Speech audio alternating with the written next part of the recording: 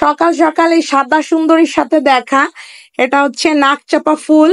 এটা একদম সারা বছরই ফুটতে থাকে। আর এই যে পার্পেল সুন্দরী, এটার কালারটা এত বেশি সুন্দর যেটা বলার মতো না, মানে খুবই দারুণ।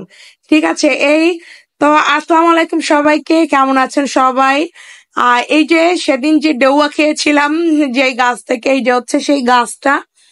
আর আজকে হচ্ছে আমরা আরেকটা ডেউয়া এখান থেকে পেরেছিলাম, এটা আগেই পেরে রেখেছিলাম, সেটা ছাদেই রেখে দিয়েছিলাম। এটাও পেকে গিয়েছে, এটাও খাবো। আর তারপরে হচ্ছে গিয়ে আমরা পেয়ারা খেলাম এই যে ঝালের চাটনি দিয়ে।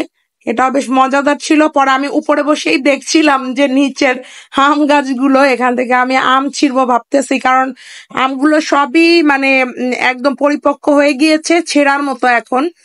এই আর অনেকগুলো আম গাছ, কিন্তু সবগুলোতে আসলে আমের ফলন হয়নি, কারণ কিছুদিন আগে একটা ঝড় হয়েছিল জানেন। তো মোটামুটি বইল হলেও সব গাছগুলোতে কিন্তু আম পড়ে গিয়েছে। এই আর ওই যে একটা লাল লাল একটা আম একদম পেকে গিয়েছে, ওটা আমার ডাকতেছে আমি যাব। আর এই যে একদম মিষ্টি কালারের হচ্ছে জবা ফুল, এই জবাটা আমার কাছে খুবই ভালো লাগে। এটার কালারটা, ফুলগুলো অনেক বড় বড় হয়, কিন্তু এটা জাস্ট দুপুরের পরে বিকেল টাইম, এই জন্য ফুলগুলো একটু মানে বন্ধ বন্ধ হয়ে আছে। আর কেন জানি না আমার কাছে জবা ফুল খুবই ভালো লাগে। আর এটা হচ্ছে ঢেঁড়স গাছের বিচি এমনিতেই পড়ে এমনিতেই হয়ে আছে, এটা কিন্তু আমরা কেউ লাগাই নাই, ঠিক আছে।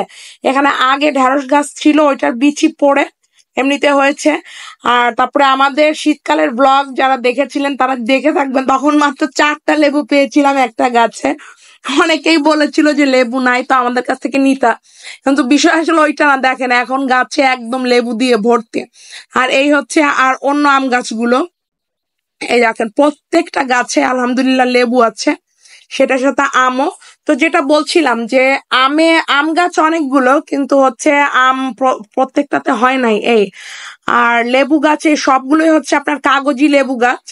কাগজি লেবু ঘ্রাণটা আমার কাছে খুবই মানে মজা লাগে, ঠিক আছে, কেমন মানে মানে সুন্দর একটা ঘ্রাণ, এক কথা। শরবত খান বা এমনিতে ভাতের সাথে নিয়ে খান, খুবই মজা লাগে। আর এই লাল আমটা কিন্তু আমি উপরে বসে দেখে এখানে এসেছিলাম, তো আমি ভাবতেছি যে এইটাকেই আমি আগে ছিড়বো। এই যে ধরার সাথে সাথেই একদম হাতের উপরে চলে আসলো, এটা কিন্তু একদম গাছ পাকা মানে আম। আর আমি যে আম গাছগুলো লাগিয়েছিলাম সবগুলোই হচ্ছে আমরুপালি আম।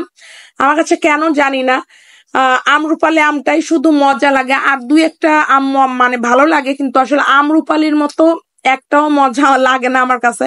শুধুমাত্র আমরুপালিটাই আমার কাছে বেশি ভালো লাগে, কারণ হচ্ছে আপনার এটার ঘ্রাণটাও যেমন সুন্দর আর তেমন হচ্ছে মিষ্টি সব দিক থেকে। আর এইখান থেকে যে মাহফুজ লেবু এনে দিচ্ছিল আমাকে, এই লেবুগুলো কিন্তু বেশ বড় বড় হয়েছে, কাগজি লেবু সবগুলো, এটা তো আমি আগেই বললাম।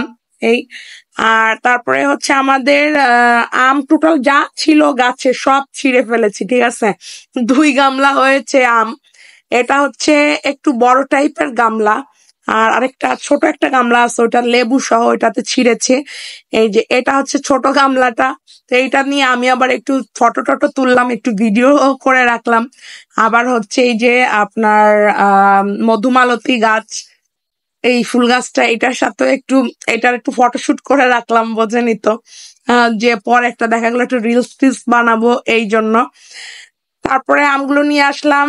এই আমটা এখন হচ্ছে গিয়ে কেটে খাবো, যেহেতু এটা একদম পাকা। তারপর রাফিসা হচ্ছে গিয়ে এই আম কেটে নিয়ে আসলো। আর অনেক আগে যখন ছোট ছিলাম, হ্যাঁ, তখন এইরকম গাছ পাকা আম পেড়ে পেড়ে খেতাম। আর তারপর অনেক বছর পরে নিজে আম গাছ লাগালাম, তারপরে এই যে আম ছিঁড়ে এই যে নিজে এখনই আবার একদম গাছ পাকা আম খেলাম। তারপরে শরবতও খেলাম লেবুর। তারপরে চলে গেলাম বাইরে, এই ফুলটা ছিঁড়লাম, একটু কানে গুজে নিলাম, ঠিক আছে। এই তারপরে বিকেলের সময়টা কাটালাম বাইরে, প্রচন্ড বাতাস, কিন্তু তারপরে একটা ভ্যাপসা ভ্যাপসা গরম, গরমই শেষ হয় না। তো ভালো থাকবেন, আমাদের জন্য দোয়া করবেন। আল্লাহ হাফেজ।